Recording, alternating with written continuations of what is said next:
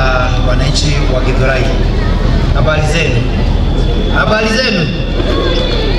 Majina ni Hon.Mwenda Kiara, CECM ama waziri wa Agriculture, Livestock and Cooperative Development, also acting waziri wa Roads, Transport and Public Utilities. Before I go to the governor's speech, I would want just to respond to one or two things. First of all, to let you know that I come from this area. Wengine hawajui where I come from. Huwa nasikia kuna waziri kutoka area, hawajui mimi nimetoka hapa Moyoko. This is not met before, but it is important for wananchi kujua Githurai sub-county were all represented in government ya Dr. Hon.Mwenda. I come from just Morocco here. Some of you may have known activities that have carried out around over years, but without knowing who is behind those activities. I'm also the director of Nairobi Tumenia High School, which is based in Morocco. One, county government is tasked to carry out much of the development activities in the county. National government equally comes in and does a lot. But under devolved government, it is important wananchi mjue the much responsibility that is rested upon county government, which I want to request you that you give the county government your full support. Now, a number of things have been mentioned, including roads. Najua, hata most of you are present may not have known that now I'm the one who is acting on that department. I've heard the market people mention about markets. When you talk about utilities, ni mambo ya hiyo street lighting yenye mmesikia mkisema, all those things falls under the department that I'm in charge of. The last time when we came with the governor around, I was acting for education. But soon thereafter, I was given the responsibility to deal with roads. We have been requested by the governor to ensure that hayo malalamiko mnasema, they are well taken care of. I've heard the market people mention about market roads, which I can assure you that we are going to respond to. I've heard about lighting because of security in the market areas. I want to assure you, under leadership of Governor Dr. Hon.Mwenda, we are equal to that task. We will hear mention about the same street lights in the speech when I read it. I've heard mentioning about improve the issue of health facilities and the issue of elevating the hospital to level 4. It will be responded to in governor's speech. The issue of licenses which have been mentioned, I will still request you wananchi that through those licenses is where we get money to do those activities that you want us to do, and therefore I request you that you cooperate with the county government by paying for your licenses, because that is the key source of money that you do development with. From the youth, I've had the mention about the issue of alcoholism, which is going down, and national government, because we are the one who are tasked with the issue of overseeing this activity being done. It is good that that has been recognized, and I would want to request that you do more. And especially the sub-chief who comes from Mutiridia area down there, where we go to Nairobi. I visited that area last time, and there is a place whereby those who deal with alcohol brewing, when they know that the national government officials, the enforcement officers are going down there, they run across the other side of Nairobi. DCC, I hope you'll be able to address that issue of down that place. Please, let it be known it will not be tolerated, not only in Githurai here, but across the county, including in Morocco. It is the domain of the Waziri wa Public, but it is important to know, as Waziris wa county government, where we come from, we are mandated to ensure that everything goes on well there, and that which we need to inform the Waziri concerned, we inform for enforcement, if it is not within your docket.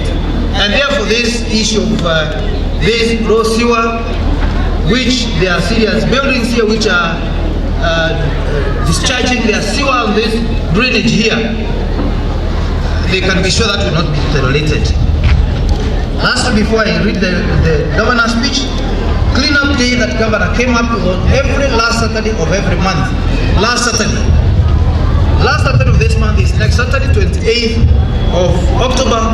Please, wananchi wa Githurai na waomba mjitokeze tuweze kuweka mazingira safi ya our sub-county. Now, back to governor's speech.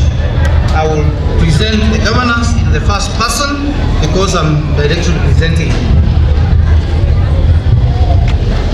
There is a speech by the governor of Kiambu County Government, His Excellency Dr. Paul Kimani Wamatangi, today 20th of October 2023, Mashujaa Day. Fellow residents, Kiambu residents, ladies and gentlemen, it gives me pleasure to grace this Mashujaa Day celebrations, a day dedicated to honor the sacrifices and accomplishments of our freedom fighters as well as the modern day heroes and heroines, all of whom bring immense pride and joy to a beloved nation. Allow me to commence by underscoring the historic significance of October 20th. In 1952, on this very day, a state of emergency was imposed upon our land by the colonial powers, resulting in the arrest of numerous individuals, including our leaders.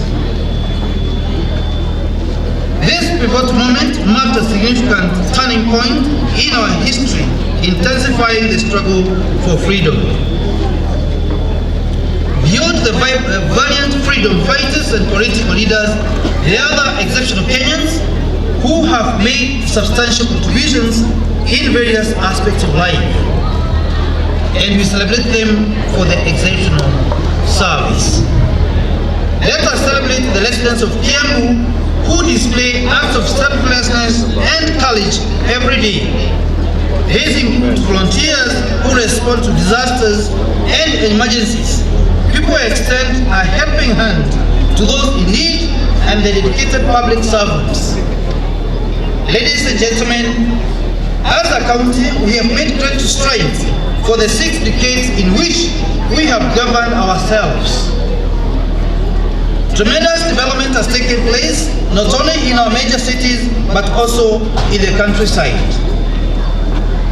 The enactment of a new constitution in 2010 heralded a new dawn for Kenya. The new Supreme Court ushered in devolution, which has transformed every corner of this country. The establishment of 47 county government was one of the key highlights of the new constitution. In this era of devolution, the surest way of honoring our people is to ensure that resources are equitably distributed in our decentralized units. Development should be felt in every corner of our great county, and that is the firm foundation that my administration has laid. History is calling us to remain a productive, prosperous, secure, and newly industrious country that adds value to its people and competes effectively in the 21st century. When I was elected the governor of this great county on August 8, 2022, I promised to bring about positive change in Kiambu.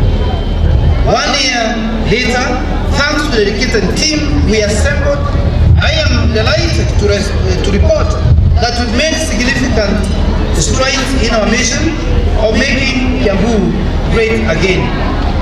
Our residents have started reaping the benefits of devolution, and we've witnessed substantial progress across all departments. As a result, the county has undertaken a turn for the better. I am further pleased to note that we have all been fully engaged in matters affecting our county in tandem with the Constitution, and together we have started implementing the County Integrated Development Plan CECM, which flows from our manifesto and feedback received through rigorous public participation. In terms of governance, we've already implemented a series of cost